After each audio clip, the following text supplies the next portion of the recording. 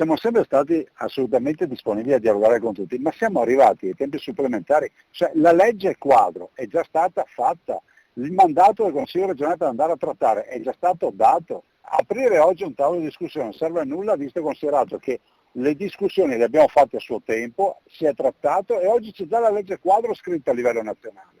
Ben venga questa folgorazione sulla via di Damasco, ma la proposta di legge quadro sull'autonomia stesa dal Partito Democratico arriva per il governatore Zaia a tempo quasi scaduto. Il percorso necessario il Veneto lo ha già compiuto, spiega Zaia, l'unico interlocutore della regione è e rimane il governo. A me non risulta che il governo abbia incaricato il PD di fare la trattativa. Voglio ricordare che noi la nostra trattativa, quando dico noi sto parlando di Emilia Romagna, di Veneto, di Lombardia, la nostra trattativa l'abbiamo fatta con gli uffici e con il ministro Gelmini. La legge quadro non ci serve oggi proposta dal PD perché è già stata proposta dal ministro Gelmini assieme a noi ed è già oggetto di valutazione legislativa a Palazzo Chigi ed è già nel tavolo da mesi al Ministero delle Finanze, per cui penso che il PD possa solo attendere che questa legge arrivi in Parlamento e decidere se votarla oppure no. Zaia rispedisce al mittente la tesi secondo la quale la via dell'autonomia sarebbe facilitata, come sostengono i Dem, dalla scelta di poche mirate materie come le 7 libere dai LEP, i livelli essenziali di prestazione, su cui il Partito Democratico propone di concentrarsi. Le faccio un solo esempio per far capire